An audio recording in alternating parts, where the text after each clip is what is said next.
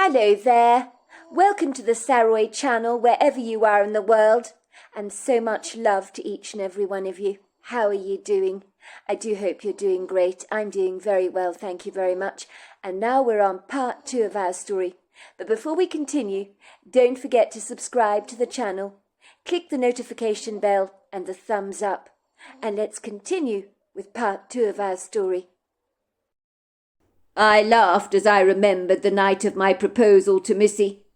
She'd almost lost a tooth in her ice cream sundae when she bit on her engagement ring. It was probably foolish of me to hide it in the ice cream, I told Barry with a muted laugh. She was all dewy-eyed, very sentimental, shedding tears at the table and saying, "Is this what I think this is?" She wiped the ice cream off the ring and squealed with delight, so much so that the entire restaurant's attention was focused directly on us. She wiped the ice cream off the ring and put it on her finger, and stared at the diamond with wondrous awe on her face, saying how magnificently beautiful it was. It really was just a simple diamond. She looked at me adoringly in the eyes and said, "You're the very best, Alex McDuffie. The absolute best. I thought you'd never ask. This is the best day of my life. Of course I'll marry you, Alex." The truth is, Barry, I hate to admit this to you, but I felt completely dead on the inside. I did not want to get married. I guess I really was damaged goods. When the restaurant realized I'd proposed to Missy, everyone began to clap and cheer. One generous man sitting at a nearby table ordered us a bottle of the finest French champagne to celebrate our engagement, which was an extremely generous thing for him to do, as he didn't know us from Adam. But I felt that I had been fished out of a stream and would shortly be thrown into the frying pan to get cooked. In short, I felt like a trapped man. "So what did your mother think about all this?" Barry asked me. "I mean, she'd probably learnt quite a lot about the game of marriage, having been married so many times. Did she tell you to do the right thing by Missy, given you had 3 children with her? Surely she wanted her grandchildren to be raised in a stable environment. That is what every grandmother would want." "No, on the contrary, she told me not to do it." "She told you not to marry Missy? But why would she do that? Isn't that decidedly strange?" Barry asked me. "I hardly think it's strange, Barry, in the circumstances. As you keep reminding me, my mother was married and divorced 5 times. Those marriages sucked the marrow out of her bones. You know the saying, 'Once bitten, twice shy.' Well, in my mother's case, being married 5 times was 5 times too many. She realized pretty quickly that marriage was not for her, and that her negative experiences with relationships had rubbed off on her in a bad way, leaving a bitter aftertaste in her mouth, and in mine as well, I suspect.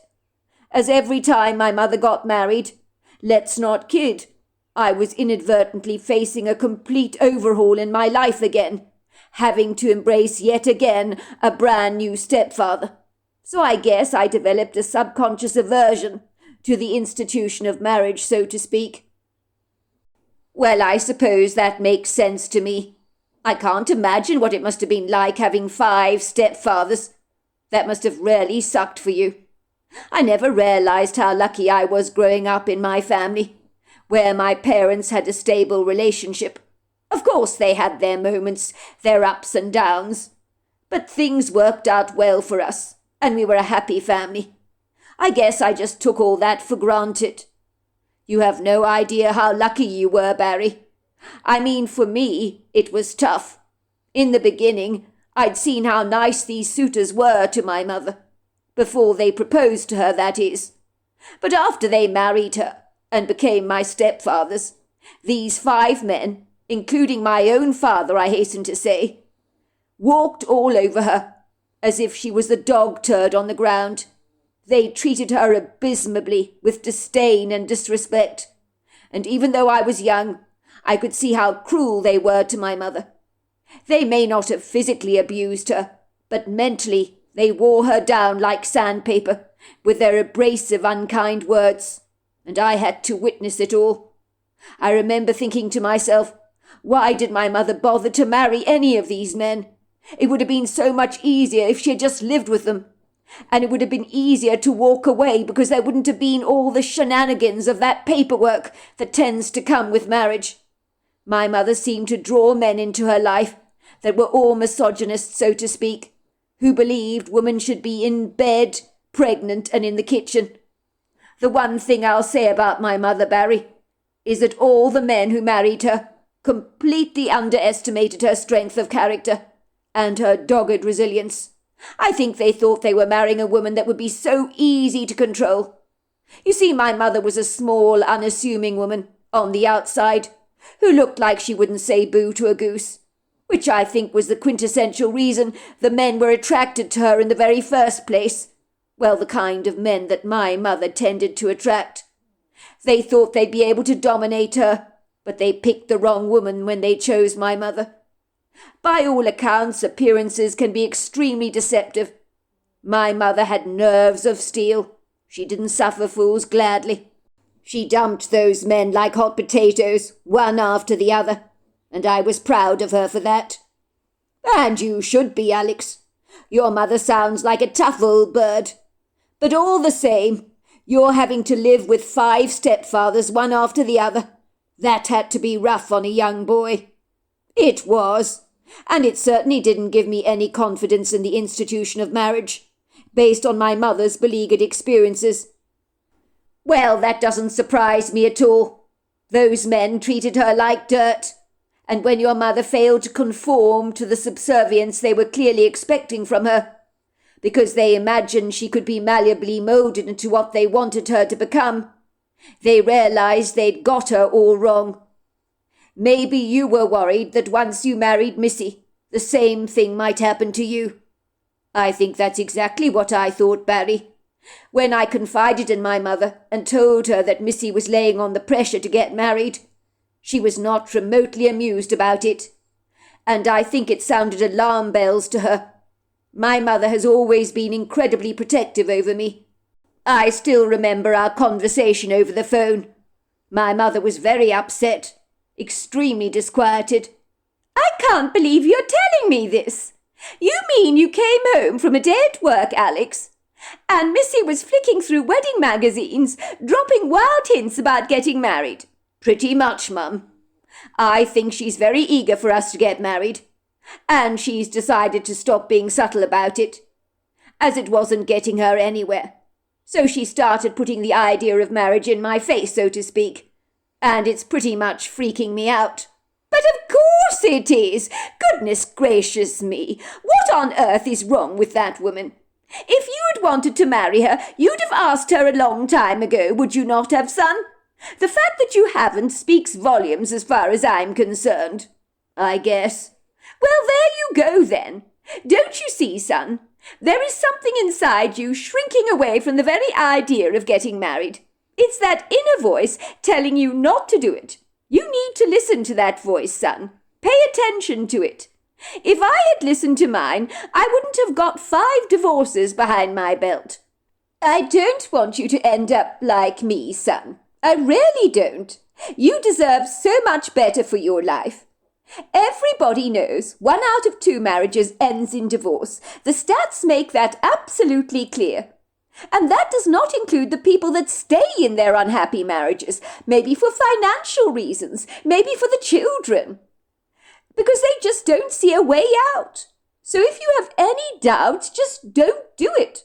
That's the most sound advice that I can give you, son. Based on my own less than auspicious experience with relationships. Let's just say, sweetheart, if the man of my dreams went walking through my front door right now, I still would not marry him. He'd have to agree to live with me. As far as I'm concerned, things are a lot more simple that way. Because if the relationship falls apart, you can so easily walk away. You don't have to deal with prenups and God knows what else. It's an expensive business getting divorced, you know. That's just it, Mum. I'm very happy living with Missy and the kids. I love the life we've built for ourselves, and my children are my entire world. I can't imagine living my life without them. But I don't want to marry Missy. Does that make me a bad person, Mum? I rather think it does. Marrying her would be the chivalrous, honourable thing for me to do. Most men in my position would do just that. So why on earth does the idea of getting married to Missy make me want to break out in hives and have a very bad allergic reaction? And I don't say that lightly, Mum. And of course you're not a bad person, Alex. Where on earth did you get that absurd idea from?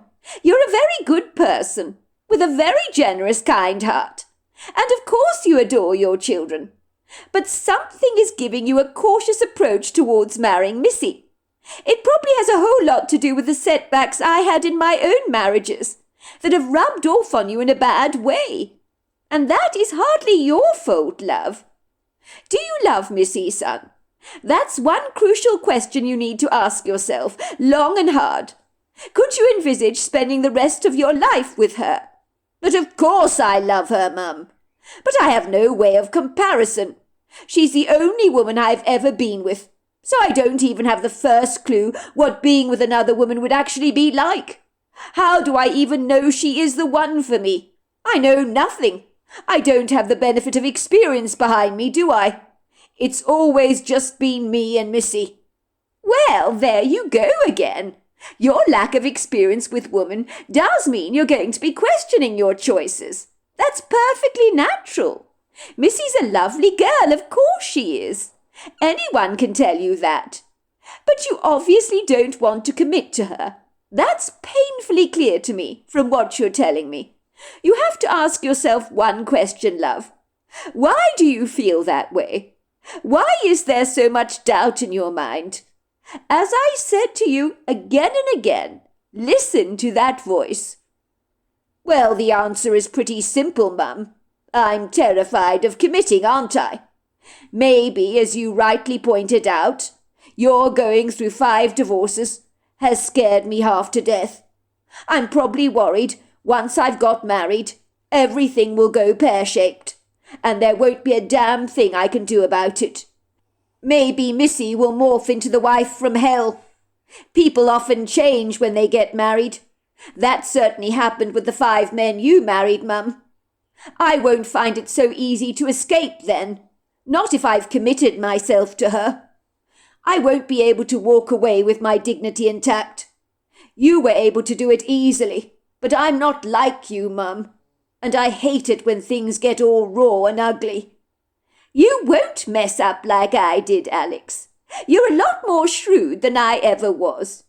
You need to speak to Missy.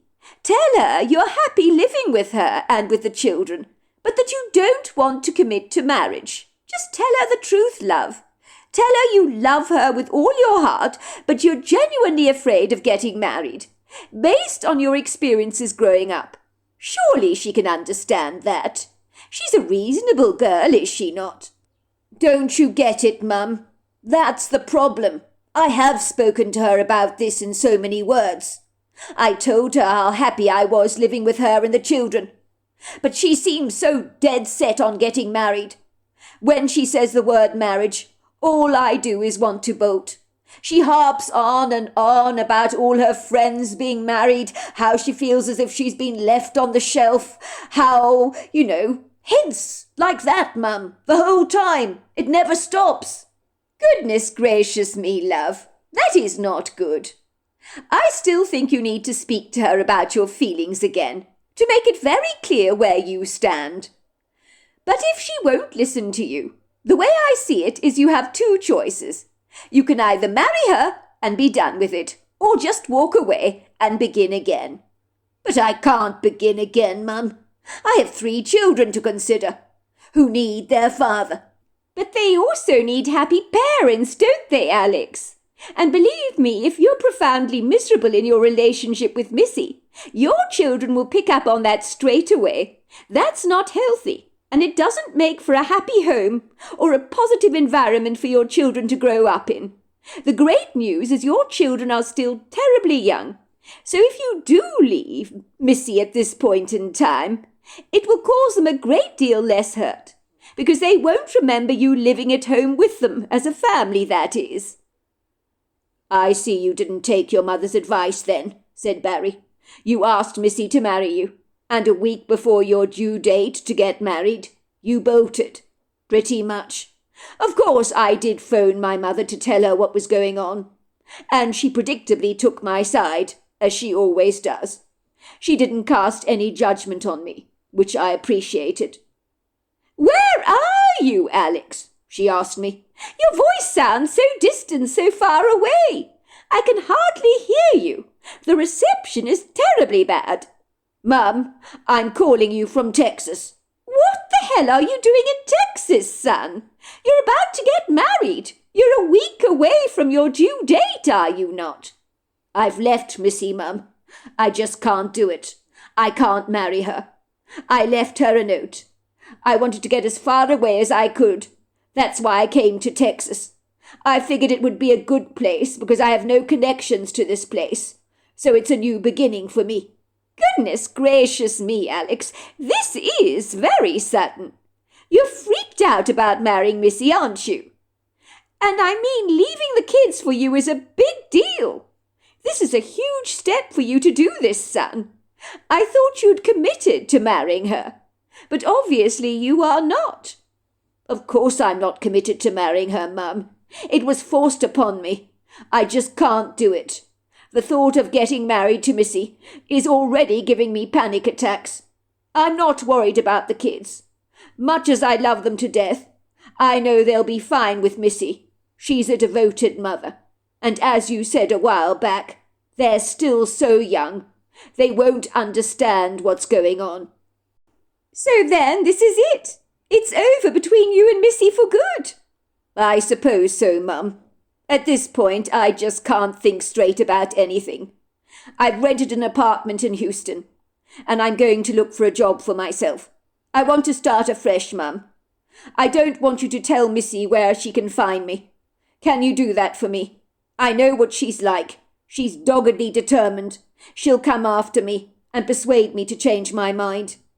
And I just don't want her to do that. I need time to consider all my options and reflect over my feelings for her. Right now I'm like a deer caught in headlights. I can't see the wood for the trees.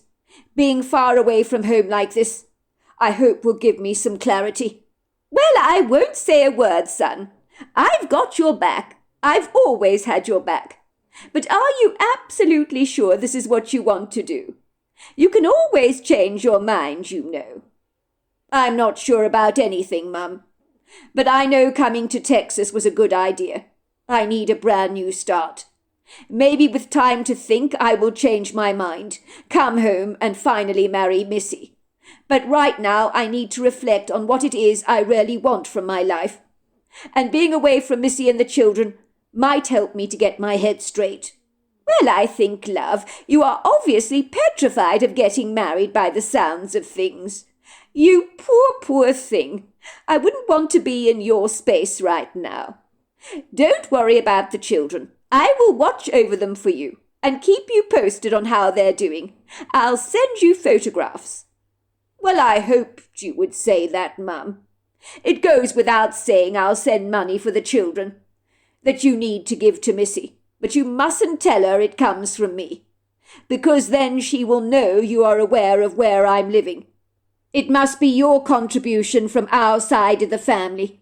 You must say you're paying child support on my behalf. Do you think you can do that? I will happily do that for you, son. You know me. I'll do anything for you, as long as you're sure that you're doing the right thing.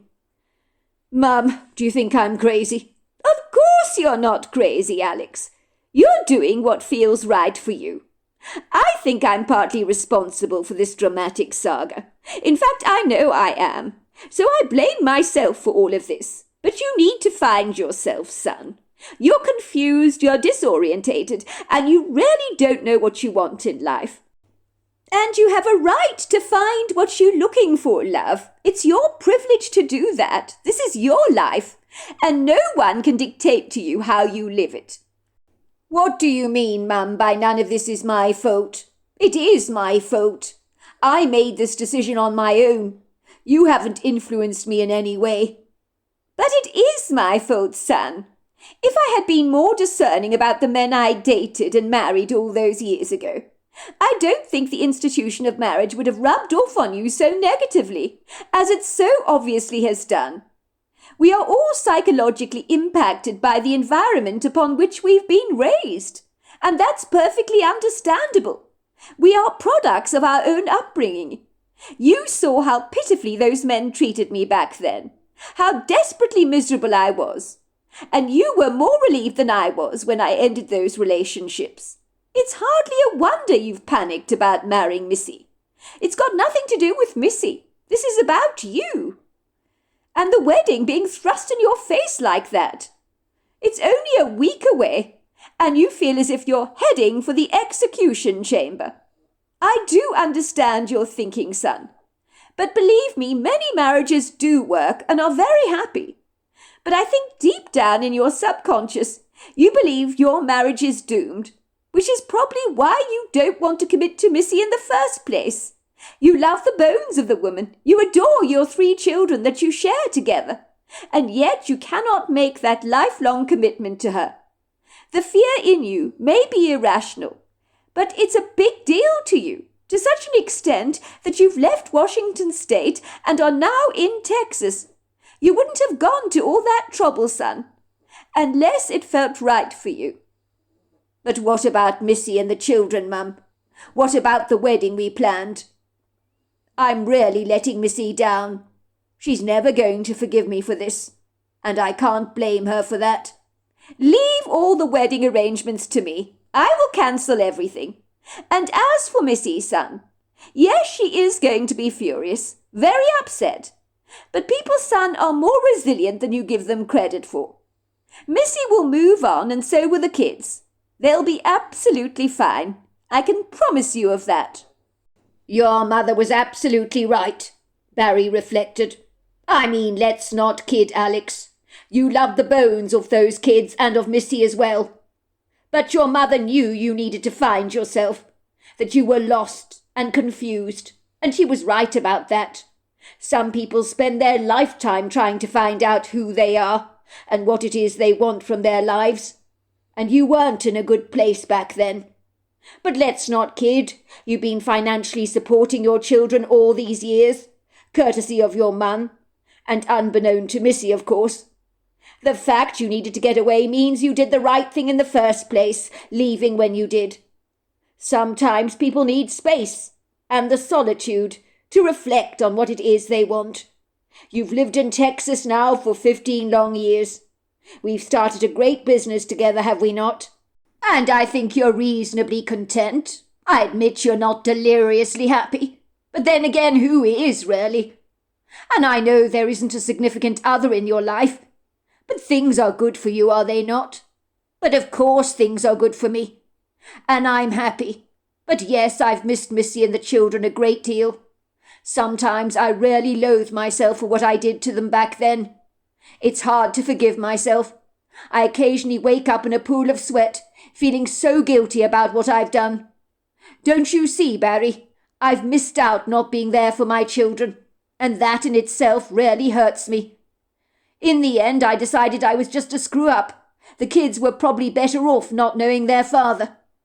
But at least my mother's been sending me photographs over the years, keeping me updated in their progress, and I can tell they're very happy with their lives. Alex, listen to me, bro. You're absolutely not a screw-up. You're one of the most reliable people I know, with your head firmly planted on your shoulders. We've all done things in our lives we're not proud of. We all have regrets. And I'm no exception to that rule either, believe it or not. Do you know what? I do understand why you were incredibly nervous about marrying Missy. It makes perfect sense to me, given how many times your mother got married. You must have thought marriage was jinxed. I'd have thought the same if I'd been wearing your shoes. I get why you bolted from your relationship with Missy. I really do. But I'm sure she's moved on with her life and done a fine job in raising those kids of yours. You said yourself, she's a very fine, accomplished woman. Of course she's a fine, accomplished woman. But I left her a week before we were supposed to get married, Barry. Do you get that?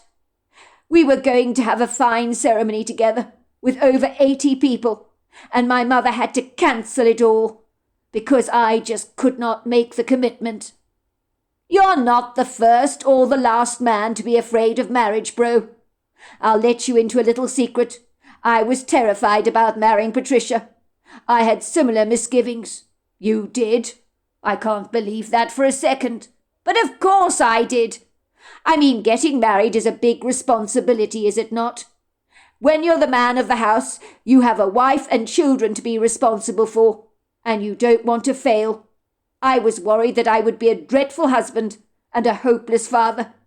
I was afraid that someone better might come along, and Patricia would drop me like a hot pancake and go for somebody better than me, and infinitely richer. It was always a worry for me. It is for men, you know, that kind of thing. You see it all the time, don't you? Women on the lookout for someone better, someone richer, somebody more good-looking. Men aren't like that, are they? But women, well, they can easily dig the knife in very hard, and it can hurt. I've seen it all too often. My mother had an old friend that she worked with at the local hospital. His name was Charlie. He was in his 70s. A fine man he was too. A real gentleman. But he was very lonely in his life, and so he decided to get married to a Russian mail-order bride. And so she came over to America, got her green card and the whole shenanigans. But what did she do 2 years later? She sauntered off with someone younger and richer, and he was left feeling completely broken-hearted. Well, I guess she'd never loved him, had she? She married him because she was going to get a green card. But it was different with Patricia. She would never leave you, Barry. She loves you to death. Maybe not, but I had my doubts when I first married her, bro. But I'm still married to Patricia because I love her, and it was the best thing I ever did for my life. Well, you're a braver man than I am, Barry, and I'm very glad it worked out for you. Patricia is the perfect wife for you. So you really think I should check up on my family, then? It's not what I think, bro, that counts. It's what you think. From the sounds of things, you want to see how they're doing, with your naked eye, and there is no harm in that. But if you want to remain detached from their lives and have a peek into their world, you're going to have to be very discreet and cloak and dagger about it, rather like a private investigator. You need to watch them from a distance, and once you're fully satisfied all is hunky-dory as far as they're concerned, you can return to Texas feeling lighter on your feet, knowing they're getting on swimmingly without you. I can see you need that reassurance, bro. So yes, I think you should do it. I think it might very well be life-affirming for you. In your shoes, I guess I might be tempted to do the same thing, if it gave me a measure of peace. Now that I was here, after being encouraged by my good friend Barry, I was edging my way gingerly through the woods. I was not entirely sure this mission was a good idea, but taking a shortcut through the woods behind the long line of little properties on Madison Street seemed like the best idea to get access to Tumbledown Cottage that overlooked the woodgrove and was located on the edge of the footpath.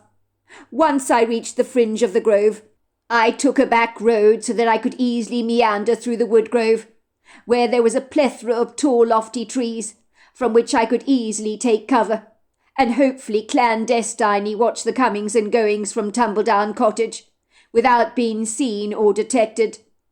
This unorthodox, rather furtive and sneaky mission I was undertaking made me feel exceedingly glad that I didn't happen to be a private detective by profession.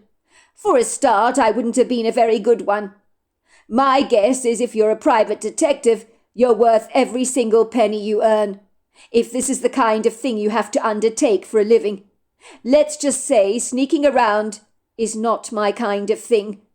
It was almost as if every lofty tree and every rambling piece of foliage growing across the forest floor was now tuning into my heartbeat, almost as if the musical instruments of nature herself were playing their own tune along with mine, so that everything was harmonious, and even my throbbing heartbeat seemed to paradoxically belong, as strange as that may sound, I was mindfully very much aware of my own extreme nervousness that was so palpable that with every step I took that brought me closer and closer and closer to Tumbledown Cottage, the heavier my breathing became. A great trepidation seized my uncertainty, rather like a firm warning hand, trying to tug me away from the woods, as if encouraging me to give up on this thankless mission. It was too late for that now, I thought. I had come all the way to Washington State from Texas. I was hardly going to give up now. It would be like running a race and never getting to the finish line. And what was the point of that? I was staying with my mother in her house, and it had been a magical reunion, as I had missed her so much, although, to be fair, she visited me regularly in Houston. Nevertheless, it was great to see her again on home turf. I gather Missy had commented about the happy glow on my mother's face when she'd popped over with her 3 teenagers to see her. She was oblivious that my mother was radiating such joyful happiness because she'd seen me again. Missy had said to my mother, "Oh my goodness, I don't believe it! You're not, are you?" She had cupped her hands over her mouth and said, "Hattie, you're in love again! I can see the look in your face! You've only gone and met someone. Don't tell me. It's that man you saw at bridge the other day. Is it him? Are you seeing him? Is that why you look so radiantly happy?" "Goodness gracious me, no. Not at all. You've got the wrong end of the straw, love. The man I met at bridge is hardly my type.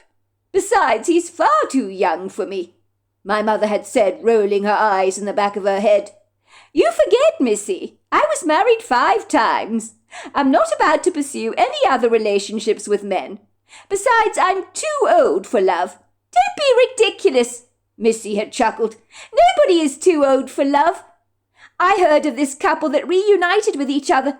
They were both 80 years old, after having last been an item when they were in their 20s. Can you believe that? They reconnected after all those years, and they got married. Nothing is impossible. Don't write yourself off like this, Hattie." "You're an absolutely inconsolable romantic, aren't you, Missy?" my mother had said. "If I have a rosy glow on my face, it must be the new cream I'm using from Clarence. It's very good, you know. I strongly recommend it." Missy shook her head, pointing a finger at my mother teasingly. "Don't fob me off, Hattie. Something's going on with you. You look so joyfully radiant. If a bottle of cream could make you look like that, that cosmetic house would have run out of bottles to sell by now, as everybody would want to purchase one."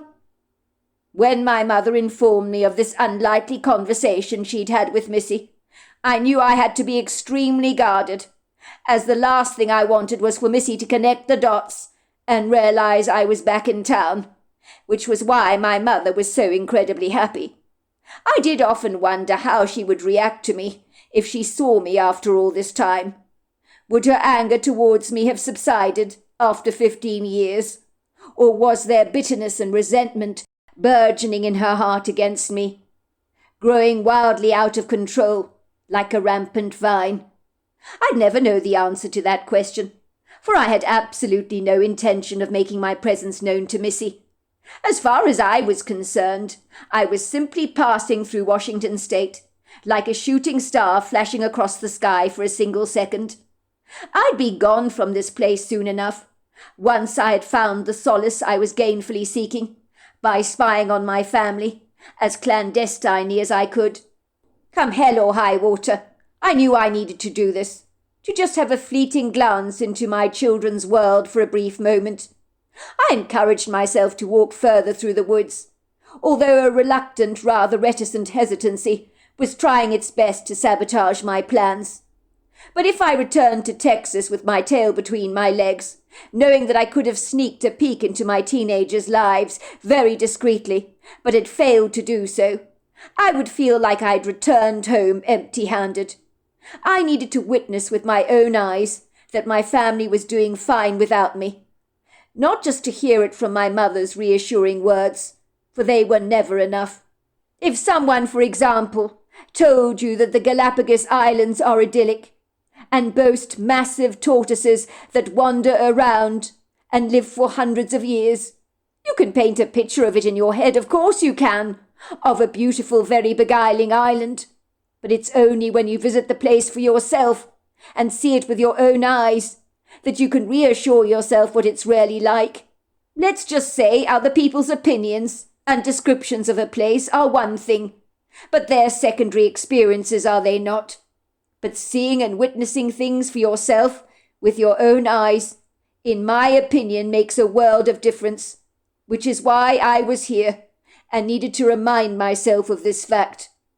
So I abandoned my lingering, rather persuasive doubts and proceeded further along my way, my heavy boots slamming the ground and crushing the fallen leaf litter beneath my feet. It was a very pleasant morning in late spring, with a keen, rather enthusiastic sunshine seizing the sky like a stronghold, with a brazen audacity, so that every cotton candy cloud was cast away. It would seem fleeting patches of this blue sky could be seen sneaking through the canopy of the trees above my head, casting gossamer light shadows over the leafy green foliage that gently caressed the forest floor, with an ethereal illumination, which I must admit was rather beguiling. The weather was very warm, but I wished I had worn long sleeves, as I had been bitten by a collection of mosquitoes and scratched my arms against some rambling thorny foliage. The binoculars I was wearing were casually flung over my neck, and as I walked they bounced against my chest and were extremely uncomfortable. I really wasn't cut out to do all this snooping around. I discreetly, if not rather apprehensively, made my way down a crooked, rather higgledy-piggledy footpath through the trees, hoping with all my heart I would not stumble across a rambler that might just remember me from all those years back, which was always a possibility. And if I did, would they even recognize me after so long? I couldn't be sure. In 15 long years, the trees in these woods had grown exponentially. The woods were barely recognizable, and many of the familiar paths were not so familiar anymore. There was a lot of accelerated plant growth, rendering the woodgrove completely different to the woods I'd once remembered. It was in this sprawling collection of trees that I had walked our family mixed-breed dog Pep down these undulating trails, and Pep had adored these woods. I used to walk him every single morning, and I always allowed him to run off leash, chasing everything that moved, from rabbits to squirrels, and Pep really had the time of his life in here. I wondered if old Mrs. Beacon was still around. I expect the 2 schnauzers she'd lovingly owned back then had now long since passed away. Had she got herself another dog? A couple more schnauzers, perhaps. I did know she was extremely besotted by the breed, and would say, "Alex, let me tell you, once you've owned a schnauzer, you wouldn't want any other kind of dog. The breed is just so intelligent." I half expected to see her walking down the footpath, giving me a cheery smile like old times, and saying, "Hello there, Alex. Oh, it's lovely running into you again. Tell me, how is Pep doing today?" I would chuckle and say, "You can see for yourself, Mrs. Beacon. He's having the time of his life chasing all the rabbits. It's the rabbits I feel sorry for. No time to rest with Pep around." "So I see. But don't you worry, Alex. I assure you, if you think Pep is giving you a hard time, you haven't seen anything yet. My schnauzers are so mischievous. They get their noses into absolutely everything. Topsy and Turvy had their noses in the shopping bags the other day. I couldn't figure out where the steak had got to. I found the empty packet behind a bush in my yard. So the 2 of them had gone off and gobbled the steak up without my even knowing it. That's what they're like, but I love them all the same." Topsy and Turvy, her 2 schnauzers, were always delighted to see Pep. They would be chasing each other around with tails wagging rigorously, and they would occasionally yap. Mrs. Beacon would no doubt have heard that I'd left Missy all those years ago. She would have been very disappointed in me. She was an ethical, principled, rather stout-hearted woman, with staunch old-fashioned values and very strong Christian beliefs. So I guess she had a dim view of a man like myself, leaving his children like I did. And of course she wouldn't be wrong about that. In the circumstances, I sincerely hoped I wouldn't run into anyone that might potentially recognize me. I wouldn't want word getting back to Missy that I had been spotted on the Silver Gorge Trail, looking rather furtive, as if I was up to no good. Indeed, I hoped no one would disturb me in the woodgrove, as I went about clandestinely spying on my family. Even I had to admit to myself that the way I was creeping around the woods made me look conspicuously suspicious. Thankfully, the woods seemed agreeably quiet, apart from the prepossessing trills of the birdsong, that was so incredibly upbeat and very cheerful, it uplifted my spirits significantly. I had changed a great deal over the years, as we all do, my hazel-brown hair a great deal thinner. It was greying at the temples. My skin had become badly weathered from the Texas sun, and there were conspicuous crow's feet around my eyes, which my mother assured me made me look mellow and self-assured, as if I'd grown into myself and was more comfortable in my skin.